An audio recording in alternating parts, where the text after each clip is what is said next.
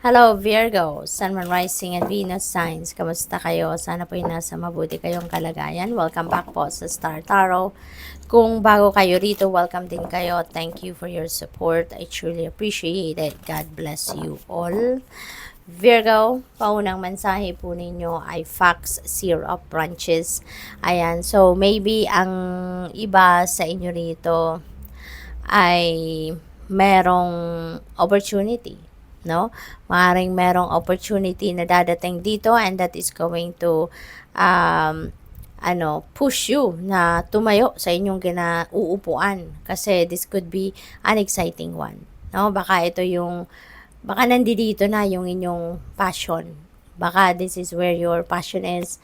Baka this is an opportunity kung saan magigisingin nito ang inyong mga gustong gawan sa buhay, 'di ba? Yung excitement niyo, yung determination niyo, something like that. Okay? What else? Parang siguro this is the kind of opportunity na matagal ninyong binabantayan na, 'di ba? We have owl, ayan, keeper of the light. Ayan. So siguro kailangan ninyo din dito na magnilay-nilay, magmuni-muni, mag-reflection, mag-introspection, no? So, meditation, yung mga ganon, Virgo. So, maybe you need to step back a little from what is keeping you busy at mag-inner work kayo, mag-tune in kayo sa inyong sarili, mag-tune in kayo sa inyong inner voice, sa soul ninyo, yung ganon. So, go deep within you. Kasi maybe kailangan ninyo dito ng liwanag, ng guidance, ng enlightenment, ng clear direction. Maybe nagdadasal din kayo for guidance talaga. Kaya, since lagi kayong busy, since lagi kayong may ginagawa, no, you're always preoccupied. So, hindi ninyo naririnig ang bulong sa inyo ng intuition. Kaya, you're being invited here to mag-solitude kayo. No, put yourself into stillness para, kumbaga, makapag-tune in kayo sa sarili ninyo, sa soul ninyo, yung ganon. We have 7 of feathers. Ayan. This is a warning para sa iyo, Virgo.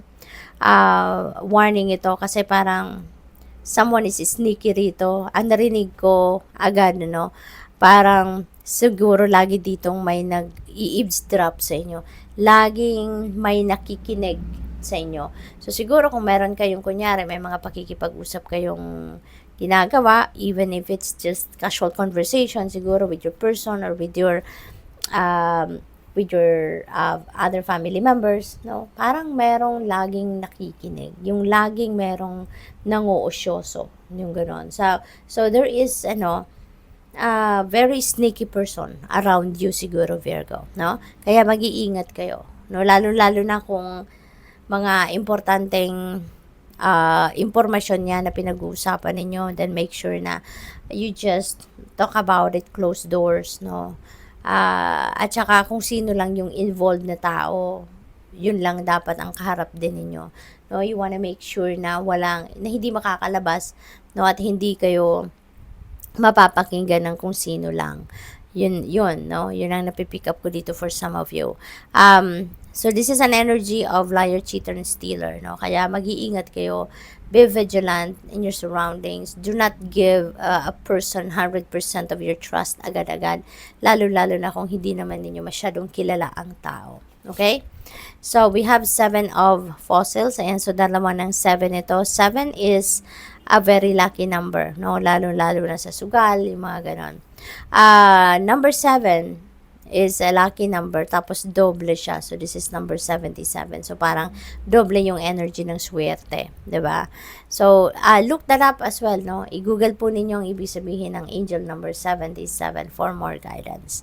Sa 7 of feathers dito, no? Parang meron kayo ditong venture na talagang binuhos mo na yung heart and soul ninyo into it. Binuhos nyo na yung sipag at tiyaga ninyo sa bagay na to. Kaya ngayon, yung parang naghihintay na kayo, no? Kailan ba ako mag-harvest ng fruit of your labor ko? Parang ganon. But, malayo pa no? Parang malayo pa. Tingnan mo yung rainbow. Hindi pa masyadong maliwanag yung kulay niya. Nasa likod siya ng mga punong ito, nasa likod mo siya. Kaya, parang malayo pa ito. Kaya, hindi muna kayo wag muna kayong magmadali sa ngayon, no, ng um, ano pa, mag-practice kayo ng patience kasi hindi pa ready to harvest ang fruit na ito, no? So, maybe now is the time for you to, to step back from that muna. Wag muna kayo masyado nagfo-focus sa pag-harvest ninyo ng fruit of your labor. But instead, mag-re-evaluate kayo ng kung ano na ang mga nagawa ninyo, ano na mga nangyari, ano na mga nagiging epekto ng mga ginawa ninyo in the past ngayon. At pag-aralan ninyo, baka kulang pa yung effort ninyo, hindi ba? So, what else? We have 8 of fossils. Wow, sipag ninyo, Virgo. So, malay mo, 'di ba? Yung fruit of your labor na hinihintay ninyo could be promotion, could be pay raise, 'di ba? Could be a big amount of bonus, no? So, tiyaga lang, kaya maghintay ka lang kasi nandito din si 8 of fossils energy. Pinapakita din dito sa inyo kung gaano kayo kasipag, katyaga, you're being recognized, yung effort ninyo, no, na ginagawa ninyo sa trabaho ninyo, mara-recognize kayo dyan, no, makikilala ka, magiging sikat ka, you will be on the spotlight, kasi you will be, appreciated, no, ng employer ninyo, ng managers ninyo, sa sipag na ginagawa ninyo. Kaya, you never know, baka, one day, ipatawag ka na lang sa opisina at ibigay sa inyo yung pay raise mo, ibigay sa inyo yung mas mataas na posisyon sa trabaho, baka magiging manager ka na din, yung gano'n, no? So, maghintay ka because everything is in divine timing, di ba? We have 8 of shells. Ayan. So, meron tayong another synchronicity rito. We have 88, no? 8 and 8. So, we have angel number 88. So, pakitignan din po ninyo ibig sabihin ng number 88 for more guidance. Number 8, no, resonates with infinity, that resonates with abundance, prosperity, no, lalo-lalo na pagdating sa pera. Kaya napakaswerte ninyo sa pera ngayon, Virgo, maswerte kayo. Meron dadating na swerte sa inyo pagdating sa kapangkaperhang aspeto. 8 of shells, this is about departure, no?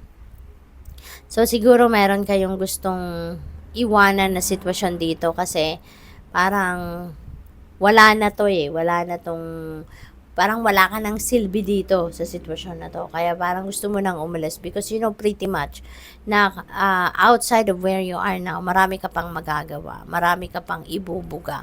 Dito kasi parang nagawa mo na ang lahat. 'Di ba? Parang naibigay mo na lahat ng best mo sa sitwasyon na to. Kaya parang napunuan mo na lahat ng kailangan mong punuan. Kaya wala ka nang mapaglalagyan ng kung ano pa man ang gusto mong gawin. Kaya you are heading towards a different path, no? You are leaving this situation because you know that you can still do a lot more, no? Sa kung saan man kayo gustong pumunta na sunod. We have 3 of branches. Ayan. So, meron ditong collaboration, meron ditong pagtutulungan na magaganap. And maybe this is something na this could be ventures ninyo, this could be different kinds of siguro mga gagawin ninyo, baka business expansion, mga ganon, At meron kayong mga makakatulong dyan. There are people that is going to collaborate with you. Merong makikipag-partnership sa inyo, yung ganon. At magtatagumpay ka dyan, no? Pagtatagumpayan mo yan. Kasi this is also an energy of good fortune. So, kung ano man yung mga sisimulan ninyong bagong sitwasyon dito, bagong ventures, bagong projects, no? Whatever that is, there is a promise of success, no? Diyan. 9 of fossils. Wow. So, pagdating sa pera talaga, maswerte kayo sa ngayon. Kasi ito na, yung hinihintay ninyo, ito na, dadating na. This is you reaping the rewards of your hard work.